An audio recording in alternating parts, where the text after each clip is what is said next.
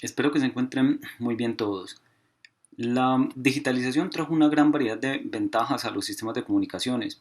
Aunque en cierto modo los sistemas analógicos son más simples, la complejidad de los sistemas digitales se ve ampliamente compensada por sus bondades tanto para el procesamiento de señales como para la transmisión y almacenamiento de la información. Una de las cosas que posibilita la digitalización es que, debido al carácter discreto de la representación de la información, es posible multiplexar señales en dominios diferentes al de la frecuencia. Uno de esos dominios es el tiempo, justamente algo que resulta muy natural en nuestro proceso humano de la comunicación, como lo es la conversación. La multiplexación por división en el tiempo y sus fundamentos teóricos fueron estudiadas en el material fundamental y revisados en las sesiones sincrónicas. En esta clase, para complementar, veremos algunas aplicaciones prácticas y ejemplos de implementación del concepto TDM en algunos sistemas comerciales. Este diagrama sacado del material fundamental describe el proceso básico de la multiplexación por división en el tiempo o Time Division Duplex, TDM. Recuerden que la idea es que señales diferentes que originalmente ocupan el mismo espacio en banda base son discretizadas y digitalizadas, si es el caso, para que compartan el medio de transmisión usándolo por turnos. Como cada señal usa la misma porción de espectro para ser transmitida, pero nunca se transmiten simultáneamente, entonces la interferencia entre ellas es inexistente siempre y cuando la sincronización en todo el proceso esté garantizada. De esa manera, múltiples señales pueden compartir el medio de transmisión sin interferirse, lo que reduce la cantidad de infraestructura necesaria y los costos asociados a ella, más las ventajas asociadas a la propia representación discreta o digital de la información. TDM ha sido utilizada en una gran variedad de sistemas de comunicaciones, incluso en los sistemas modernos. La división en el tiempo es un principio básico para la transmisión de señales electromagnéticas en sistemas digitales, pero en los sistemas modernos esta técnica se combina de formas bastante sofisticadas con otros esquemas.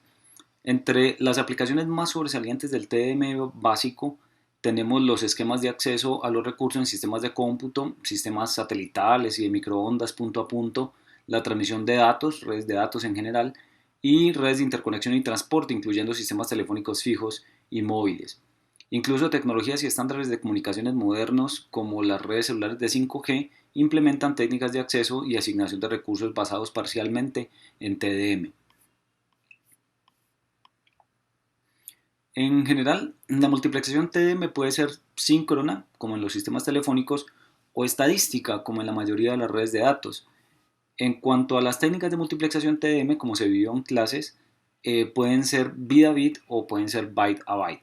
Una de las primeras y más interesantes aplicaciones de TDM se dio en los sistemas telefónicos digitales, para los cuales se crearon dos familias denominadas jerarquías digitales, conservando el concepto usado en FDM telefónico: la jerarquía PDH, Plesiocronous Digital Hierarchy, y la jerarquía SDH, Synchronous Digital Hierarchy.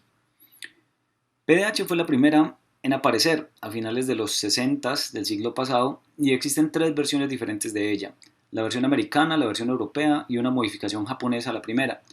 El principio es básicamente el mismo en las tres, pero difieren en la parametrización y en la manera como transportan la información de control y señalización en las estructuras de tiempo. SDH fue un desarrollo principalmente europeo que estuvo listo a finales de los 80 del siglo pasado, y existe una variante estadounidense denominada SONET, que es la Synchronous Optical Network, que se basa en los mismos principios pero de nuevo difiere en parametrización. Tanto PDH como SDH están orientados a servicios de voz y transporte de llamadas telefónicas digitales. La digitalización de voz se realiza mediante PCM, que es el Pulse Code Modulation, utilizando el códec definido en la recomendación G711 de la ITU, por lo que todos estos sistemas se basan en la multiplexación de canales digitales de voz que fluyen a 64 kilobits por segundo. Como el muestreo se realiza a 8 kHz, la duración de las estructuras de multiplexación se establece a 125 microsegundos independientemente del nivel de multiplexación. En esta clase revisaremos los sistemas PDH y SDH europeos. Los estándares americanos y el PH japonés se dejan para consulta libre y opcional por parte de ustedes. La información es fácilmente accesible en Internet. PDH europeo es el primero y más difundido estándar de las jerarquías TDM para telefonía fija. El término plesiócrono quiere decir casi sincrónico, pero porfa no se dejen confundir. PDH es un sistema que requiere de altísimo y perfecta sincronización para su funcionamiento. Casi sincrónico se refiere al hecho de que los tributarios que llegan a un multiplexor, es decir, los flujos a multiplexar, no vienen sincronizados con la misma señal de reloj, por lo que se requiere un ajuste durante el proceso. El sistema europeo utiliza durante la digitalización de la voz un cuantizador semilogarítmico con ley A y un codificador de 8 bits como se muestra en esta tablita. 4 bits determinan el segmento de recta para la aproximación a la función logarítmica y los otros 4 bits definen el nivel de cuantización dentro de dicho segmento. Como el muestreo se realiza a 8 kHz, la señal de salida correspondiente a un canal de voz individual es un flujo binario de 64 kilobits por segundo. Cada llamada o canal telefónico ocupará un turno dentro de la estructura de primer orden de multiplexación. Este turno se denomina un time slot, una ranura o un intervalo de tiempo. En el caso de PDH europeo, este genera a la salida una estructura compuesta por 32 time slots numerados desde el 0 hasta el 31. A esta estructura se le denomina trama de primer orden y al flujo de estas tramas se le denomina portador de primer orden o E1. En el caso de PDH estadounidense, son 24 los canales multiplexados para formar la estructura de primer orden, denominado en ese caso portador T1. Como ya se mencionó, la trama europea de primer orden está compuesta por 32 time slots. Cada time slot son 8 bits de un canal de 64 kilobits por segundo, por lo que la multiplexación es byte a byte. En el caso de voz, estos 8 bits duran 125 microsegundos, pero para multiplexarlos con otros 31 canales, su duración se reduce 32 veces, es decir, un time slot dura 3,9062 microsegundos. Esto implica que el flujo E1, que es el flujo de tramas de primer orden, va a una velocidad de 2048 kilobits por segundo, tasa que también podemos obtener multiplicando 32 canales por trama por 64 kilobits por canal, o multiplicando 8 bits por canal por 32 canales y dividiendo eso por los 125 microsegundos que dura la trama. Sin embargo, no todos los time slots se utilizan para transportar llamadas de usuario o voz. El time slot 0 se utiliza para enviar señales de sincronismo que le permitan al sistema saber dónde empiezan y dónde terminan las estructuras de tiempo o tramas. En las tramas pares se coloca una señal, palabra binaria, en el time slot 0 denominada FAS, la Frame Alignment Signal, como se muestra aquí. Este bit se utiliza para comprobación de paridad y los otros 7 bits se fijan a estos valores. El equipo que quiera sincronizarse con el flujo solo tiene que buscar esta secuencia de 7 bits y cuando la encuentre debe comprobar que se repite cada 256 microsegundos, es decir, trama de por medio. Hecho esto, dejará de ver pasar simples bits y empezará a ver pasar estructuras en el tiempo, dadas por tramas y time slot dentro de estas tramas. En las tramas impares se coloca una señal denominada NFAS o señal de no faz, compuesta como se indica aquí. Solo el segundo bit está fijo. El primero nuevamente es para comprobación de paridad. Los bits Y son para el sistema de alarma remota o monitoreo básico de la red y los bits X son de reserva nacional y en general los operadores deciden cómo utilizarlos. Como hay 7 bits de sincronización cada dos tramas, la señal faz fluye en el sistema a una tasa de 28 kilobits por segundo. El time slot 16 se utiliza para enviar la señalización correspondiente a las llamadas de voz multiplexadas en la estructura, que en total son 30. Es un canal compartido para señalización que consta de 8 bits por trama. Es virtualmente imposible señalizar en una sola trama 30 comunicaciones de voz con solamente 8 bits, por lo que la señalización se distribuye entre un conjunto de tramas denominado multitrama. En cada trama de la multitrama, los primeros 4 bits del time slot 16 se usan para enviar la señalización de los canales del 1 al 15 y los últimos 4 bits llevan la señalización de los canales del 16 al 30. Esta es la estructura de la multitrama. Como cada trama lleva señalización de 2 canales de voz, para tener ubicada la señalización de los 30 canales se necesitan 15 tramas. La trama 1 de la multitrama llevará la señalización del canal 1 y del canal 17. La trama 2 llevará la señalización del canal 2 y del canal 18, y así sucesivamente hasta que la trama 15 de la multitrama lleve señalización del canal 15 y del canal 31. Las tramas de la multitrama se transmiten en serie. No se dejen engañar nuevamente por este diagrama, es solo para que quepan la diapositiva y es para explicar mejor. Pero estas tramas van una enseguida de la otra, sin guardas de tiempo ni nada que las separe a nivel de bit. Entonces, para que el sistema sepa dónde empieza y dónde termina una multitrama, se requiere una señal de sincronización de multitrama, una Multi-Frame Alignment Signal o MFAS. Para colocar esta señal se agrega una trama más, ¿sí? Y una trama 0, completando la estructura multitrama en el tiempo con 16 tramas en total y una duración de 16% de 5 microsegundos que dura cada trama, que da 2 milisegundos. Como en cada trama van solo 4 bits de señalización por cada canal de voz, cada llamada tendrá asociado un canal de tráfico por el que van bits de voz de 64 kilobits por segundo y un canal de señalización por donde van bits de señalización de 2 kilobits por segundo.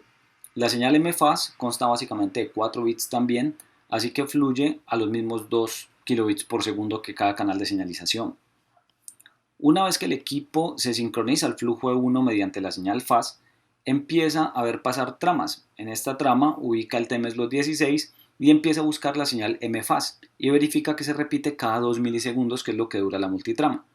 Una vez hecho esto, no solo verá pasar tramas, sino que empezará a ver pasar bloques de señalización, que son multitramas, y reconocerá la señalización asociada a cada canal de voz, necesaria para el inicio, mantenimiento y terminación de las llamadas telefónicas. La manera como se transporta la señalización en sincronismo en este sistema es lo que más lo diferencia del sistema PDH estadounidense. En el sistema americano en realidad no existe el concepto de multitrama. Entonces, resumiendo, el multiplexor PDH europeo de primer orden multiplexa byte a byte 30 comunicaciones de voz, cada una 64 kbps por segundo, un canal de sincronismo y un canal de señalización, lo que resulta en un flujo de primer orden que va a 2048 kbps por segundo. Si 30 comunicaciones de voz no son suficientes, se puede usar un multiplexor de segundo orden, análogamente como se hacía en la jerarquía FDM que ya vimos. A partir del segundo orden, incluyéndolo, la multiplexación en PDH es bit a bit. El sistema PDH europeo, a diferencia del estadounidense y el japonés, es bastante regular en la multiplexación. Cada flujo de orden n se obtiene multiplexando 4 flujos de orden n-1. Así, un E2 se crea multiplexando bits a bit 4 flujos E1. Un E3 se obtiene multiplexando bit a bit 4 flujos E2 y así sucesivamente. El orden de multiplexación más alto en PDH europeo es el quinto, pero aunque se implementó en algunos nodos, nunca terminó de estandarizarse. Algo similar sucedió en los sistemas japoneses y en el sistema estadounidense. Si se analiza la tabla mostrada aquí, una mente observadora notará dos cosas. Primero, el número de canales de voz multiplexados aumenta de forma regular. Son múltiplos de 4 y del número de canales del flujo anterior. Y segundo, aunque la multiplexación es bit a bit, las velocidades de cada flujo no corresponden a 4 veces las velocidades del flujo anterior. Por ejemplo, la lógica nos diría que si un E1 fluye a 2048 kbps por segundo, un E2, que son 4 unos multiplexados bit a bit, debería fluir a 4 por 2048, es decir, 8192 kbps por segundo. Sin embargo, aquí se muestra que fluye más rápido, fluye a 8448 kbps por segundo. Como las estructuras en cualquier nivel deben durar siempre 125 microsegundos, la única explicación para esto es que en el E2 hay bits adicionales que no hacen parte de los E1 tributarios. ¿Por qué? Vamos a ver. Este diagrama muestra el esquema de multiplexación de toda la jerarquía PDH europea. Cada señal de voz se digitaliza mediante PCM parametrizado como se muestra aquí. El multiplexor de orden 1 toma entonces 30 comunicaciones de voz, las señales FAS, las señales NFAS, las señales MFAS, más la señalización de los canales de voz, organiza y multiplexa byte a byte. A la salida habrá un E1, que como vimos fluye a 2048 kbps por segundo. El multiplexor de orden 2 toma 4 flujos E1 y los multiplexa bit a bit. Sin embargo, ¿recuerdan cuando hablamos del carácter plesiócrono clase sincrónico de esta jerarquía? Pues bien, aquí se ve la consecuencia de eso. Los flujos E1, los 4 flujos E1 que entran al multiplexor de orden 2, provienen de multiplexores de orden 1 que, si bien cuentan el tiempo con la misma precisión, no necesariamente tienen sincronizados sus relojes, por lo que los flujos de entrada no están perfectamente alineados. Alinearlos implica atrasar algunos flujos, pero ese tiempo de espera a los flujos más atrasados no se puede dejar vacío. Entonces, ¿con qué lo llenamos? Con más bits. Esos bits adicionales se denominan bits de justificación y relleno y proporcionan tiempo adicional en la estructura para que las duraciones de los bits del flujo de segundo orden se ajusten y puedan ser multiplexados sin inconvenientes. 4 E1s arrojarían 8 por 32 por 4, 1024 bits, que deberían ser transmitidos en 125 microsegundos a una tasa de 8192 kilobits por segundo. Pero como se deben transmitir además los bits de justificación y relleno, esta velocidad debe aumentarse un poco para evitar que la estructura dure más de los 125 microsegundos y cause aliasing en las señales de voz. Teniendo en cuenta esta diferencia de velocidad, es fácil llegar a un resultado de que el multiplexor de orden 2, por ejemplo, introduce un total de 32 bits de justificación y relleno, además de los 1024 bits que corresponden a los tributarios de primer orden. En los siguientes niveles de multiplexación pasa exactamente lo mismo. Cada multiplexor genera el flujo de salida multiplexando bit a bit 4 flujos del nivel anterior y colocando bits de justificación y relleno. El E1 transporta 30 comunicaciones de voz, el E2 transporta 120, el E3 transporta 480 y el E4 transporta 1920 comunicaciones de voz y fluye a 139.264 kilobits por segundo exactamente. Es curioso que esta capacidad del E4 es menor que la lograda en los sistemas de la jerarquía FDM, que era 3600 canales en el cuarto orden. Pero recuerden que el cuarto orden en FDM casi no se implementó, y aquí se goza de todas las ventajas de la digitalización, como la posibilidad de transportar datos sobre estas infraestructuras. No obstante, el problema de escalabilidad que vimos en la jerarquía FDM también lo tenemos aquí en PDH. Si se quiere extraer una llamada de voz de un flujo de orden 3, por ejemplo, toda la estructura debe descomponerse y eso solo lo puede hacer un multiplexor de orden 3. Por ejemplo, si en Medellín y Cali hay multiplexores de orden 4 interconectados y en la pintada se deben dejar 15 llamadas de voz, hay que colocar en ese punto intermedio en la pintada un multiplexor de orden 4 para extraerlas, ya que es el único que puede descomponer la estructura. Se tomaría el flujo E4 y se lo descompondría en los 4 flujos E3, luego se tomaría el flujo E3 deseado y se lo descompondría en los 4 flujos E2, se tomaría el flujo E2 de interés y se lo demultiplexa para obtener los 4 flujos E1 que lo conforman, y allí tomar el flujo E1 que multiplexa las 15 llamadas que van para la pintada, asumiendo que las 15 están en el mismo E1, si no, pues el asunto es aún más complicado. De una vez extraídas las llamadas, toda la estructura debe ser armada de nuevo para que siga su camino hacia el destino. Esto es altamente ineficiente y muy costoso. De nuevo, posiblemente ningún operador colocaría un multiplexor de orden 4 en la pintada para extraer solo 15 llamadas. Hay una pregunta capciosa cuya simple respuesta explica la naturaleza de la multiplexación en PDH y este problema de escalabilidad. La pregunta es, ¿cuántos E1 se multiplexan para formar un flujo E3? La respuesta a esa pregunta es ninguno. Alguien podría decir rápidamente 16, ¿sí? Y no es del todo incorrecto, pero es cuando menos impreciso. En realidad no se puede formar un flujo de 3 multiplexando E1, se lo forma multiplexando E2. Si entienden la diferencia, entienden el problema de escalabilidad que acabamos de explicar, el cual constituye una de las mayores desventajas de PDH. Este diagrama muestra los flujos y sus velocidades para las 3 versiones de PDH. Como los sistemas son básicamente incompatibles, las líneas punteadas muestran qué flujos de un sistema se pueden mapear en flujos de otro para facilitar el transporte y la interconexión. Observen que, a diferencia de PDH europeo, las versiones estadounidense y japonesa son bastante irregulares en la cantidad de tributarios de cada nivel de multiplexación. Los flujos de orden 5, aunque se usaron en algunos pocos nodos, en realidad nunca se estandarizaron. Para cuando se requirieron estas capacidades, ya otro sistema más robusto y más interesante estaba saliendo al mercado. Aunque PDH solucionó varios de los problemas de la jerarquía de FDM y trajo las ventajas de la digitalización, sus problemas de escalabilidad, la falta de mecanismos de gestión y monitoreo y sus capacidades hicieron necesario empezar a trabajar en una propuesta nueva, en una alternativa más poderosa en muchos sentidos, como solución a las redes de transporte. Ese trabajo dio como resultado uno de los estándares más bonitos y mejor pensados en la historia de las telecomunicaciones, que es el estándar SDH. La Synchronous Digital Hierarchy, SDH, apareció en escena a finales de la década de los 80 del siglo pasado, después de un trabajo muy concienzudo. SDH es una sofisticada tecnología diseñada al detalle para satisfacer requerimientos específicos en diferentes dimensiones que iban desde el aprovechamiento de los medios de transmisión hasta la confiabilidad de las infraestructuras y los enlaces, pasando por gestionabilidad de la red.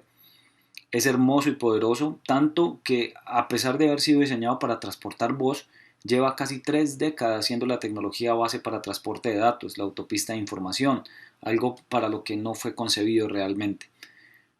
Como es costumbre con los estadounidenses, ellos crearon su propia versión de SDH, la cual denominaron SONET, Synchronous Optical Network. Para que SDH fuera concebido, tuvieron que pasar varias cosas como avances en la electrónica, en las memorias y demás sistemas digitales, cambios en el mercado y en el tráfico de la red telefónica. Por un lado, la presión por mayores velocidades y por otro, la necesidad de proteger mejor los flujos de información debido a que son más críticos por su densidad de llamadas.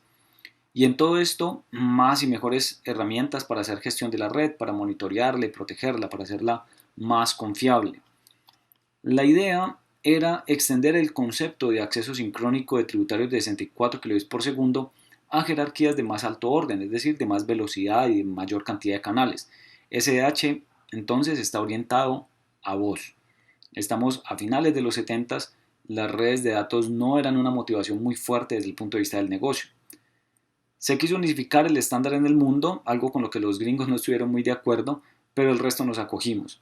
Se quería solucionar, al menos parcialmente, el problema de escalabilidad de PDH, sin embargo la nueva jerarquía no iba a reemplazar inmediatamente a PDH, de hecho nunca lo hizo del todo, sino que debía complementarla y apoyarla donde se requiriera más capacidad y robustez.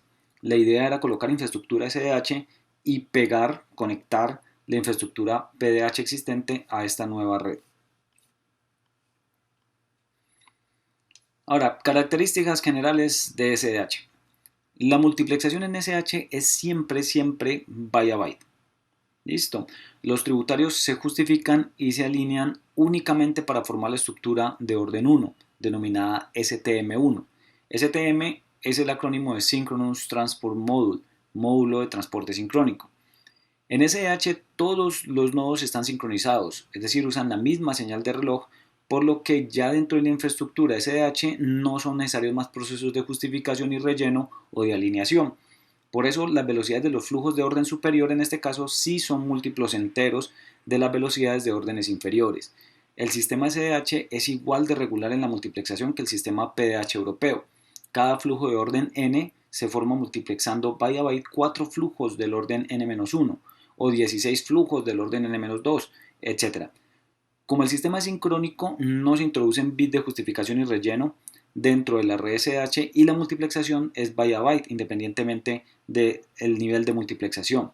El sistema es supremamente eficiente extrayendo flujos de orden inferior de flujos de orden más alto. Este diagramita muestra los elementos o equipos genéricos de la red SH. Entre los PTEs existe lo que se denomina un trayecto o path. Los PTE son nodos de agregación y desagregación de tributarios. Los DXC, los Digital Cross Connectors, son poderosos switches multiplexores SDH que conforman los módulos de transporte sincrónico que fluyen por la infraestructura de red.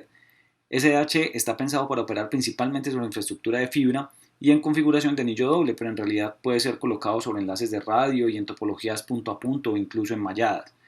Los regeneradores son equipos ubicados entre los multiplexores para reconstruir las señales digitales y permitir mayores alcances. Son amplificadores en el mundo digital.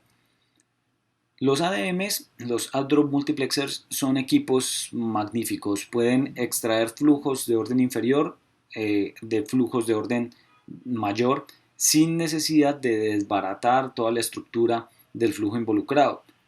La estructura de entramado y multiplexación de SDH junto con estos equipos AM solucionan en grandísima medida el problema de escalabilidad del que padecen las jerarquías FDM y PDH. En el caso del ejemplo de la conexión Medellín-Cali de hace un rato, que pasa por la pintada, en la pintada colocaríamos un ADM que puede hacer el trabajo de extraer o agregar flujos sin necesidad de ser un multiplexor de alto orden. Para gestionar la infraestructura y dotar de robustez, flexibilidad y escalabilidad a la red, en SDH se define una estructura compleja de trama de acuerdo a estas secciones de red que estamos viendo aquí. En el flujo de primer orden se estructura una trama como la que se observa aquí.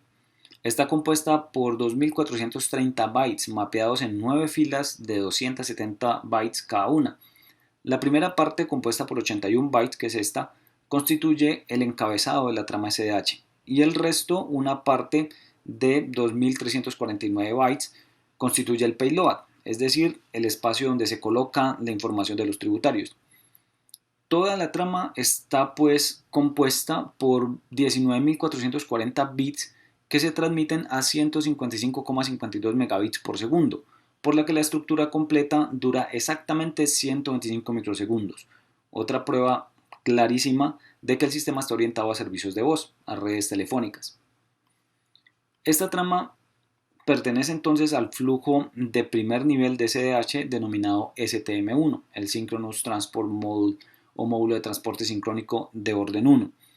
En adelante, los flujos de mayor orden en la jerarquía se formarán multiplexando byte a byte y tendrán velocidades múltiplo entero de los 155,52 megabits por segundo que tiene este STM1.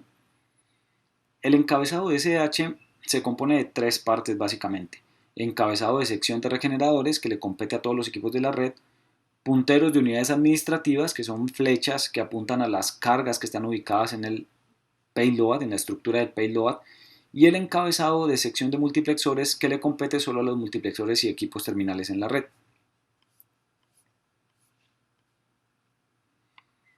Este es el detalle del encabezado de la trama SDH en un STM1. Los bytes A1 y A2 se usan para alineación de trama debido a que los tributarios del STM1 no necesariamente vienen sincronizados con el mismo reloj, algo similar a los bits de justificación y relleno en PDH, pero aquí solamente se utilizan para la conformación del STM1. En adelante, como ya lo habíamos mencionado, no habrá más bits de justificación y relleno durante la multiplexación. El byte C1 identifica cada STM1 que está siendo multiplexado dentro de un STMN. Es claro desde aquí que si se cuenta con un byte, 8 bits, para identificación de los STM1s, solo podrá haber como máximo 256 STM1s multiplexados. B1 y B2 son bytes de paridad, son para verificación de errores. E1 y E2 son canales analógicos de servicio. F1 es un canal de usuario. Los bytes de 1 a D12 son canales de comunicación de datos, los DCCs, utilizados para operación y mantenimiento y en general para cuestiones que tienen que ver con la gestión de la red. Los bytes Z1 y Z2 son de reserva para aplicaciones que dependen del medio. Los bytes X son reserva para aplicaciones nacionales y los operadores en general deciden cómo utilizarlos. Estos dos bytes que hay aquí son supremamente importantes, son los bytes K1 y K2. Son canales APS para el sistema de computación automática hacia enlaces de reserva, que es uno de los aspectos más sofisticados de SH y uno de los que les da la mayor robustez. Su utilización es bastante compleja y escapa pues al nivel de profundidad que queremos lograr en esta clase, pero es bastante interesante cómo funcionan los esquemas de protección automática en el caso de SDH. Los demás bytes que están aquí no se encuentran definidos y en general nunca se definió exactamente para qué se iban a utilizar. Se dejaron como reserva por si se requerían posteriormente, pero al final no se usaron. Ahora hablemos del área de carga útil, el payload. En ella se ubican los tributarios que llegan al multiplexor SDH de primer orden y se ubican según una compleja estructura de entramado que es la que vemos acá. Observe que los flujos tributarios son flujos PDH, entonces SH en realidad es compatible con los canales de 264 kbps por segundo, pero no multiplexa canales individuales como tal. Es una tecnología de transporte puro. Los flujos tributarios que se pueden mapear en el payload de un STM1 son T1s, E1s, T2, T3, E3 o E4s. Listo. Estos C son los contenedores. Allí se hace mapeo de información de los tributarios plesiócronos, o sea, los tributarios PDH. Estos son los contenedores virtuales, donde se llevan a cabo los procesos de alineación, ya que los tributarios no están sincronizados entre sí. Estas son las unidades tributarias. Aquí se realiza el ajuste de velocidades de los tributarios a las velocidades de SDH. Como las velocidades ya están ajustadas aquí, los periodos de duración de los bits y ya están alineados, entonces ahí aparecen estos que son los grupos de unidades tributarias, donde se multiplexan las unidades tributarias, pues ya que están perfectamente sincronizadas. Con eso se forman unidades administrativas que conforman pues los punteros de administración para el transporte de los tributarios finalmente. Y los grupos de unidades administrativas conforman los punteros del grupo de administración para la trama completa o la estructura completa SDH que se va a transportar. Todo eso conforman el STMN, que es el módulo de transporte sincrónico. Ese contiene toda la estructura de trama. En este caso, el primero sería un STM1. En adelante serán flujos de mayor orden que para obtenerlo solo se realizará multiplexación byte a byte de los tributarios SDH de ahí en adelante. Cada contenedor tiene un encabezado llamado POH o encabezado de trayecto y contiene la información para uso en los extremos del trayecto, los canales de servicio, detección de errores y alarmas. Los punteros indican dónde se encuentra este encabezado. Un contenedor con POH se llama contenedor virtual. Cada contenedor virtual es transportado en un espacio al que se le asigna un puntero para indicar dónde está el primer byte del contenedor. En un BC4, contenedor virtual de cuarto orden, se acomoda toda la información que puede provenir de, bien sea una señal plesiócrona de 139.264 kbps por segundo o tres tributarios con contenedores BC3 y velocidades de 44.736 kbps por segundo o 34.368 kbps por segundo, o 63 tributarios con contenedores virtuales de primer orden BC12 a 2048 kbps por segundo. Los punteros se usan para indicar el inicio, incremento y decremento de los contenedores virtuales en un contenedor de orden superior. También se usan para identificar las tramas de los tributarios y para la adaptación de velocidades, justificación byte a byte. Este diagrama describe la manera como se realiza la multiplexación de segundo orden en adelante.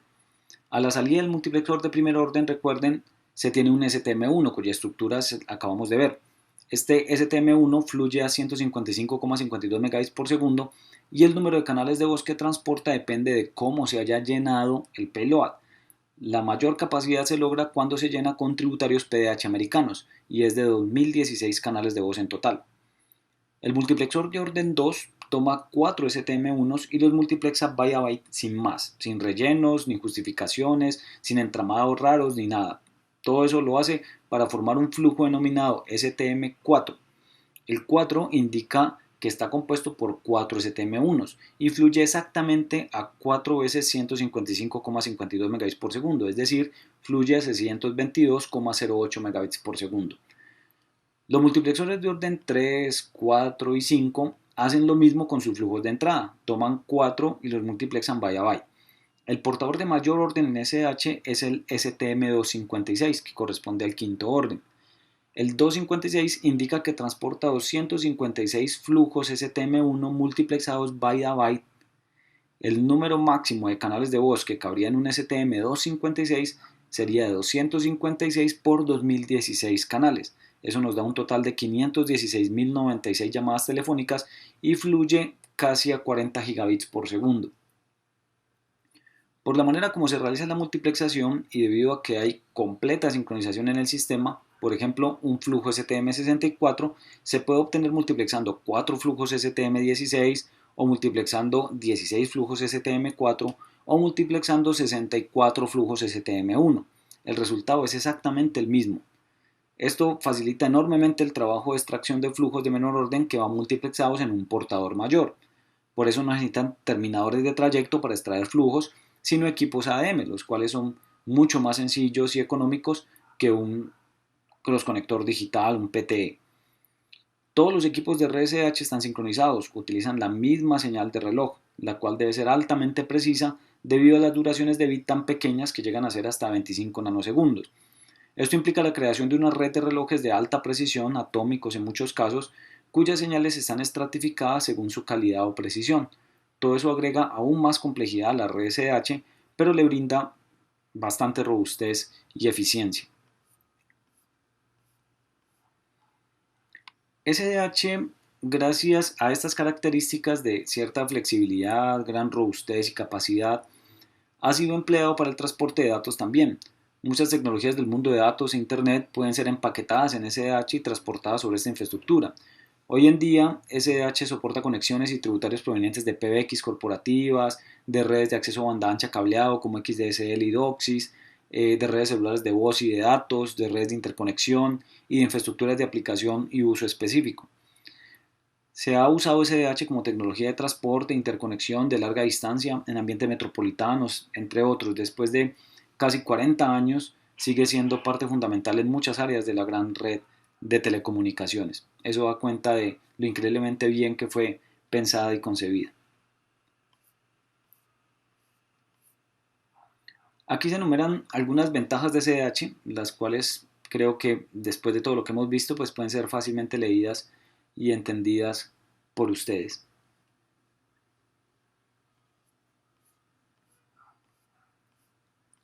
Asimismo, sucede con algunas de sus desventajas. SDH en sí misma no puede solucionar muchos de los problemas que padece. Es por eso que se han desarrollado tecnologías que la puedan sustituir en la actualidad y en el futuro cercano. Tecnologías como Carrier Ethernet, la Optical Transport Network OTN o GMPLS, por ejemplo, están también basadas en TM y combinan lo mejor de la filosofía de SDH con lo mejor del mundo de los datagramas para ofrecer infraestructuras acordes a las exigencias actuales y con capacidad para afrontar los retos futuros.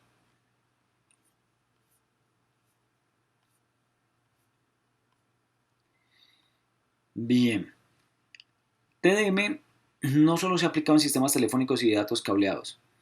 En sistemas de comunicaciones inalámbricas también hay una buena cantidad de tecnologías e implementaciones basadas en el concepto TDM. Una de las más evidentes e interesantes es el esquema de acceso TDMA, el Time Division Multiple Access o acceso múltiple por división en el tiempo, el cual fue la técnica de acceso al medio más utilizada por los sistemas celulares de segunda generación. Igual que en FDM, el ancho de banda total disponible se divide en canales de RF de ancho de banda más pequeñito, que incluye las bandas de guarda necesarias para transmitir y recibir con una interferencia de canal adyacente muy reducida o nula. Sin embargo, a diferencia de FDMA, las portadoras pueden ser compartidas por varios usuarios sobre una base de tiempo en la cual se definen turnos para el uso de los recursos. Esos turnos reciben nombres según la tecnología o estándar, pero el concepto es el mismo. En los sistemas de 2G se denominan time slots, igual que en PDH. En los sistemas de 3G se denominan TTIs o Time Transmission Intervals, intervalos de transmisión. En los sistemas de 4G se los llama slots o subframes, subtramas. ¿Sí? Depende del estándar. En una estación base celular de 2G se colocaba un subconjunto de portadoras que constituían un grupo de recursos aquí denotado por R1. En este ejemplo, R1 está conformado por las portadoras 1, 5 y 9, igual que en un ejemplo que vimos cuando estudiamos FDMA. El scheduler o planificación de la red le asignará a cada usuario activo en la celda un turno o time slot sobre una de las portadoras disponibles, lo que indica que el usuario no la usa todo el tiempo, sino que la comparte con los demás usuarios. ¿Con cuántos? Eso depende del sistema particular. En el sistema de este ejemplo, cada portadora es compartida por 3 usuarios, por lo que la capacidad del sistema es de un total de 9 llamadas activas en él, aunque solo 3 de ellas pueden estar transmitiendo simultáneamente en las 3 portadoras disponibles. A diferencia de lo que sucedería o sucedía en el sistema FDMA, si después de que los usuarios 1, 2 y 3 establezcan conexiones, el usuario 4 desea realizar una llamada, esta aquí no será bloqueada y podría ser atendida debido a que los 3 primeros usuarios están compartiendo y ocupando solo una de las 3 portadoras disponibles. En estas condiciones, solo al 10º usuario que requiera conexión se le bloquearía la llamada. Si se quieren rechazar menos llamadas, pues igual que en el caso de FDMA, se debe aumentar el tamaño del grupo de recursos. Pero este sistema, así como está, ya tiene el triple de la capacidad que la que tenía el sistema FDMA equivalente. Recordando esto, entonces veremos rápidamente dos sistemas celulares que implementan TDMA. Como TDM exige que las señales sean digitales, los sistemas TDMA tienen la misma exigencia. Los sistemas celulares de 2G son digitales, entonces pueden implementar este esquema de acceso sin problemas.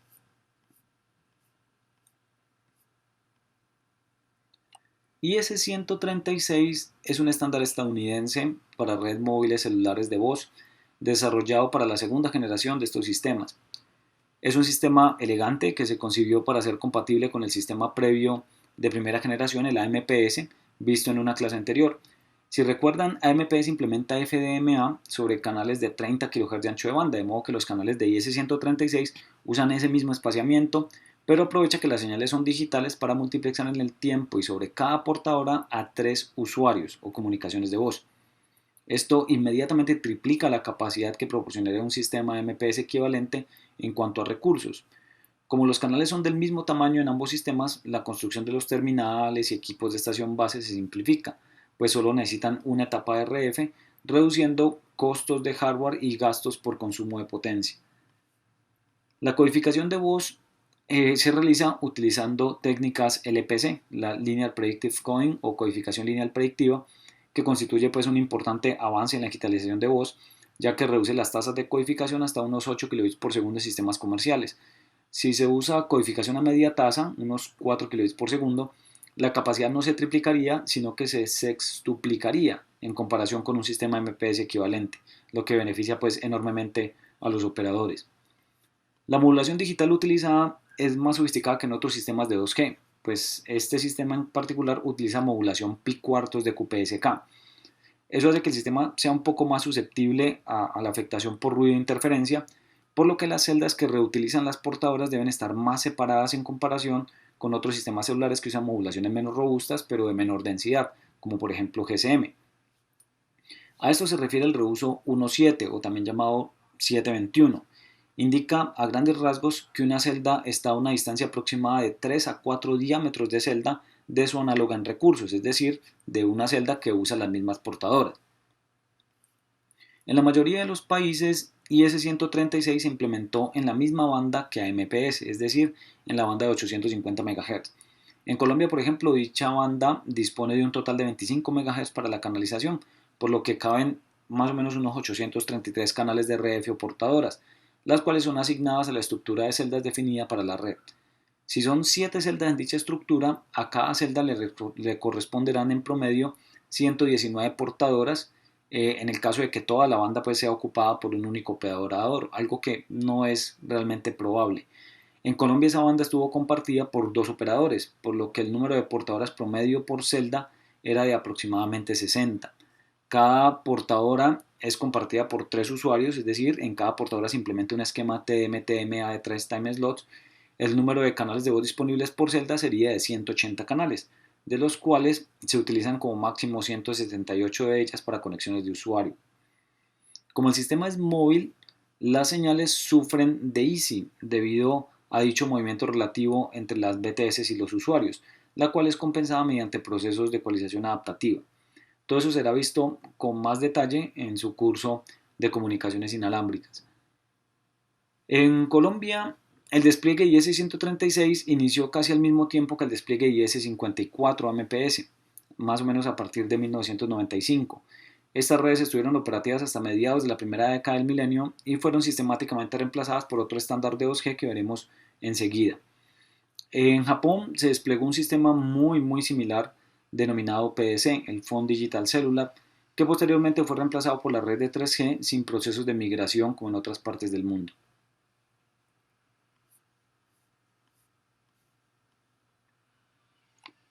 El Global System for Mobile Communications o Sistema Global de Comunicaciones Móviles es un estándar europeo inicialmente desarrollado por ETSI, que es el Instituto de Estándares Europeos de Telecomunicaciones, durante la década de los 80 del siglo pasado. Las bandas atribuidas para el servicio móvil en Europa estaban ubicadas principalmente en los 900 MHz, por lo que estos sistemas se desarrollaron inicialmente para operar ahí. Luego se crearon sistemas similares para operar en la banda de 1800 MHz y ofrecer algunos servicios más sofisticados denominados en Europa DCS o Digital Communication Services. En las Américas se denominaron PCS o Personal Communication Services. Sin embargo, en las Américas los sistemas GSM-DSS se ajustaron para operar en las bandas de 850 y 1900 MHz.